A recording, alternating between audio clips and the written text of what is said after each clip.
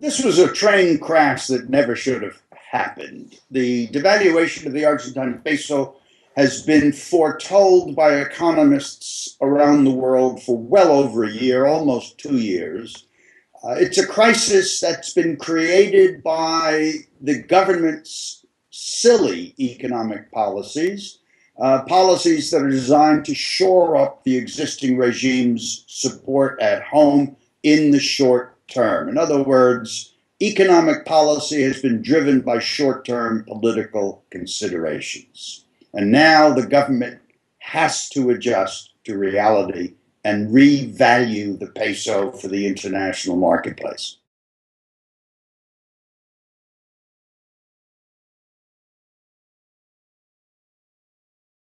The principal catalyst in this crisis, or precipitant in the crisis, has been the government's insistence on printing money to pay for its social programs. The origins actually go back 4 or 5 years when the Argentines earned a huge windfall from its export of soybeans in the international market, principally to China, but not entirely to China. But in other words, it was a classic case of Dutch disease, where a government fails to absorb a short-term windfall from exporting commodities on the international market. Of course, as everybody knows, it's called the Dutch disease because it happened first to the Dutch with the tulips back in the 17th century. Anyway, the Argentines made a huge amount of money from the export of soy, and instead of putting the money to work in a constructive manner, they began to spend it. And the government, the Peronist government of Mrs. Kirchner, Cristina Fernandez de Kirchner, began to spend the money on social programs because those programs brought her huge votes, a number of votes in the political scene. So she shored up her popularity using the windfall from the soy exports. And about a year and a half ago, those exports began to decline significantly, and the government did not adjust to that decline.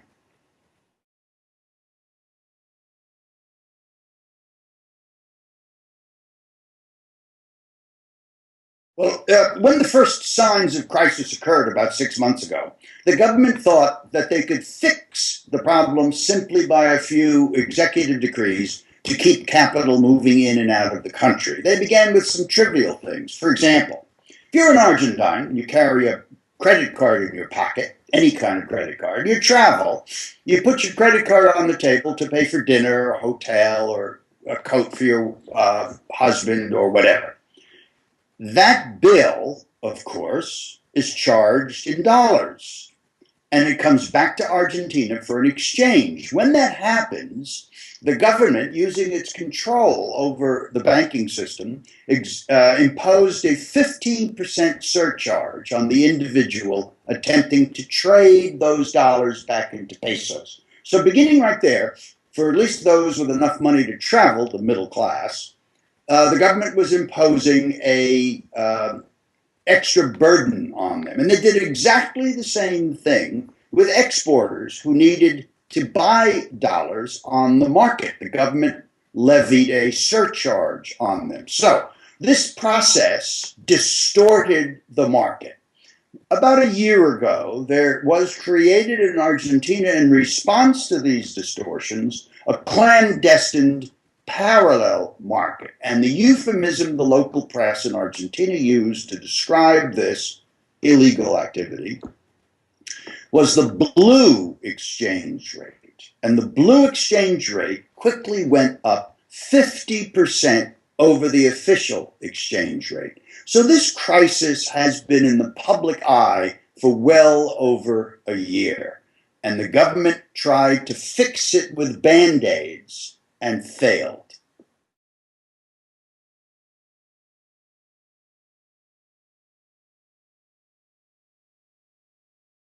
The significance of the devaluation, in addition to its impact on the Argentine economy, because now the government has to adjust to a very different economic scenario, there will be some significant adjustments.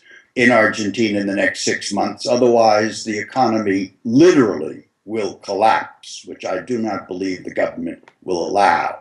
But beyond Argentina, the significance of this devaluation, which, given the size of the Argentine economy, is basically trivial in the size of the world economy. But what caused this crisis to appear so significant in Europe and the United States is that it is a red flag on the economic expansion of the emerging economies. This crisis occurred when the Chinese economy slowed, the Chinese purchases of Argentine soy declined, and the price of soy began to flatten and decline. If you expand beyond the Argentine case and Argentina's trade with China to include all commodity exports and the significance of these exports in the developed economies, you will see that weakening the Argentine economy may become symbolic of a weakening across commodity exporters throughout the world. If that's the case, a lot of the European countries will be in serious financial and economic difficulty by the end of the current calendar year.